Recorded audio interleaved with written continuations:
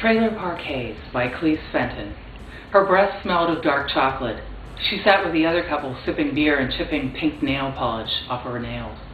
The women were discussing refrigerator organization and how their husbands always put the milk carton in the back where it couldn't be reached. Chloe wanted to talk about pink-lipped boys, but someone burped, and she knew that they wouldn't understand. She had always been fascinated with boys that had wide eyes and pink lips. Her husband Tom had rough red lips and filthy hands. Chloe had married him because he owned a Gucci belt. Now he used it as a makeshift swing for the baby, and the designer's gold logo had worn off. Everything else about their life was worn too. Tom had grown tired of her body and the baby that came from it. 3 Christmases ago, he had begged for a baby, and she had begged for a poodle. He had gotten his baby, and she received a withered mutt. Most of the time, she left it in the playpen outside with the baby. That's where they were tonight. She could hear their alternate moans and cries. Someone suggested that she go home. Chloe excused herself and walked out of the bar, leaving a trail of sparkling pink polish on the floor. Sometimes it was hard for Chloe to find the right trailer. There were so many, and they all had dogs and children. But theirs was the only one with the Gucci swing. Chloe lifted the baby out of the pen and took it inside, leaving the dog to dirty himself. Chloe put the baby in the room at the end of the hall, as far away as she could on such a cold night. They had never bothered to redo the other room. They kept it a junk room and added the baby to it. Unless it cried, she never realized that it was anything more than the other things in that room. Chloe unrolled her sleeping bag and laid it out near the window of their bedroom. Tom had told her during her pregnancy that he couldn't stand to have her fat body pressed against him. Chloe was placed in the other room until the baby came, and now she slept on the floor near his bed. Chloe stared out at the night and the forest. She imagined pink-lipped nymphs running through the trees toward her trailer. She ran her soft hand over her body and fell asleep holding her large breasts, imagining those hands were theirs. Tom came in late that night with a heavy-breasted woman wearing pink fingernail polish. A chip of old polish fluttered on Chloe's cheek as she pretended to sleep. She closed out their sounds and dreams of the boys that she had seen camping in the woods on her walks. Chloe always wore a pink cotton evening gown when she went walking in the woods. It was much too short and the square neckline was out of style, but she thought that the boys would like it. She would stand behind the trees near their campsite, listening to them talk of horses and girls, hoping they would notice her. They never did. When Chloe woke up, the woman and Tom were gone. She washed her sheets and swept the pink flutters off the floor. She began to plan dinner, but realized that there was nothing in the cupboards. Tom would be mad if she didn't have something waiting for him. It was Saturday, and he always took her grocery shopping. She couldn't drive, and the grocery store was far away, past the woods and down the road. All that afternoon, she watched her neighbors pull out of the trailer park on their way to the grocery store. Chloe couldn't ask any of the other men to drive her. Tom would get mad. Around 4 p.m., Chloe fed the baby and then walked out of the trailer toward the store. She passed the woods and looked for the smoke rising from their campfires. It was Labor Day weekend, and there were lots of it hanging around the trees.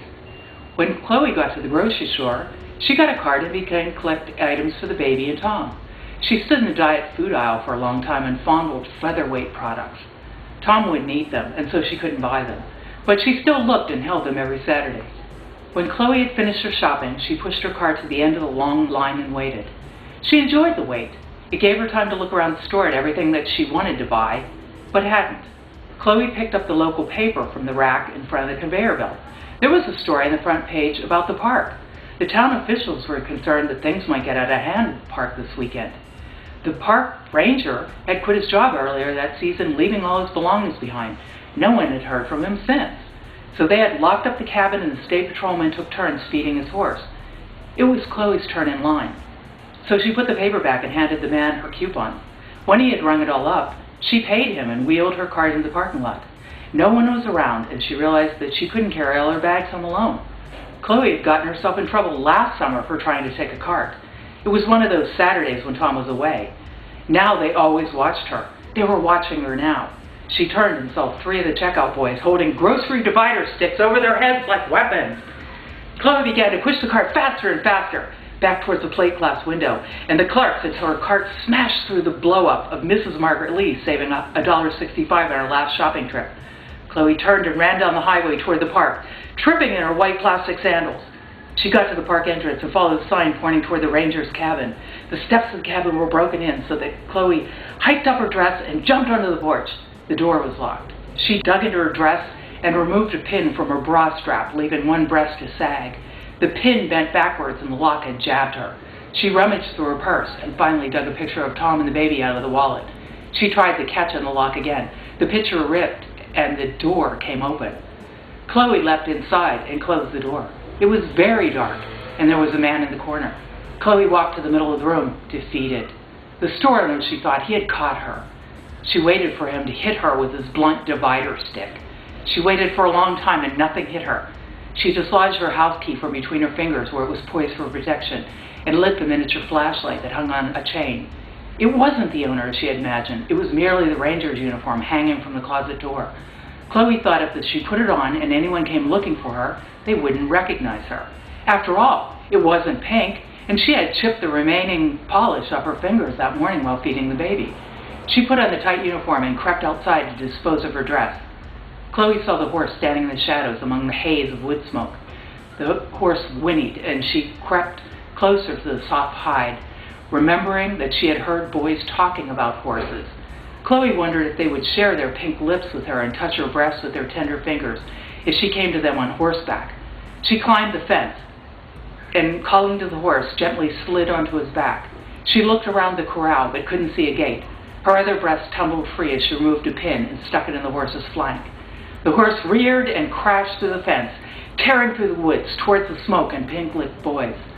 The horse ran wildly through one fire after another, but the boys never looked up. Their words and lips blended into one another as the horse trampled out their fires. He put out every fire and never stopped running until he came to the clearing at the edge of the park behind her trailer.